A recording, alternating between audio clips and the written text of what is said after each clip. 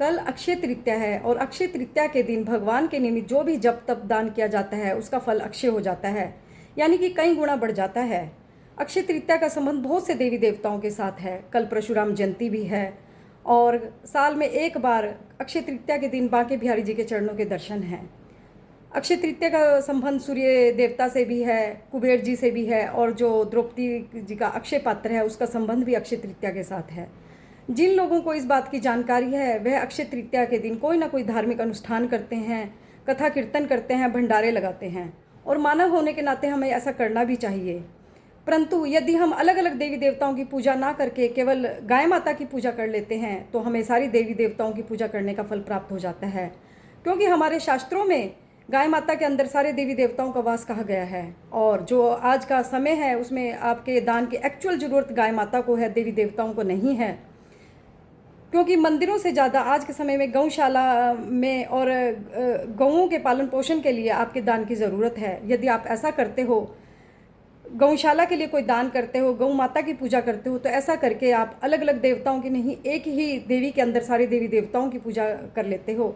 और ऐसा करने से भगवान भी आपके ऊपर प्रसन्न होंगे, क्योंकि जो श्री कृष्ण भगवान है उनका नाम गौपालक होने के कारण उनका नाम गोविंद और गोपाल पड़ा, और श्री कृष्ण भगवान के धाम का नाम भी गोलोक धाम है। जो गाय माता की सेवा करेगा उसे ही गोलोक धाम प्राप्त होगा। परंतु जो आज का समय है वहाँ पर गाय मारी मारी फिरती हैं और वह कूड़ा खाने को मजबूर हैं, वह रोड पे बैठी रहती हैं, जिनके कारण आए दिन एक्सीडेंट होता है, गाय माता को भी चोट लगती है और लोगों को भी चोट लगती है। गाय माता से भी ज़्यादा बुरा हाल उनके बछड़ों का है। जो नवजात बछड़े होते हैं उनको ये दूध वाले एक बोरी के अंदर बंद करके इधर उधर फेंक देते हैं, खेतों में फेंक देते हैं। कई बार तो ये बछड़े बोरी के अंदर ही मर जाते हैं और कई बार उन्हें कुत्ते नोच कर खा जाते हैं। हम अपने वंश को तो बढ़ाना चाहते हैं, परंतु गाय माता के वंश को हम लोग ख़त्म करते जा रहे हैं। आपके एक्चुअल दान की ज़रूरत मंदिरों में नहीं, गौशाला में है। यदि आप गाय के निमित्त कुछ भी करते हुए हैं तो ऐसा करके आप सभी देवी देवता के निमित्त कर रहे हो, और गाय की पूजा सारे देवी देवताओं की पूजा है। तो आप अक्षय तृतीया के दिन यदि अलग अलग देवी देवताओं की पूजा ना करके गाय माता की पूजा करते हो तो आपकी ऐसी पूजा करना सार्थक हो जाएगा, क्योंकि हमारे शास्त्रों में भी सारे देवी देवताओं का वास गाय माता के अंदर माना गया है। इसलिए आप गाय माता की ज़्यादा से ज़्यादा पूजा करो और गौशाला के लिए ज़्यादा से ज़्यादा दान करो, और मंदिरों से ज़्यादा गौशाला बनाने पर जोर दीजिए, जिससे गायों को संरक्षण मिले।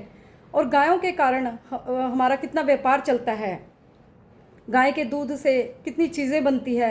गाय का तो गोबर भी कीमती है और मूत्र भी कीमती है। जब गाय माता, और हमारे देश में गाय को गाय माता कहा जाता है, जब गाय माता हमारे लिए इतनी कीमती है फिर उसको संरक्षण क्यों ना मिले। यह सब आपके प्रयास से हो सकता है। तो आप अक्षय तृतीया पर अलग अलग देवी देवताओं की पूजा करने की बजाय यदि गाय माता की पूजा भी करेंगे तो आपको सारे देवी देवता की पूजा करने का फल प्राप्त हो जाएगा। जय जय श्री राधे।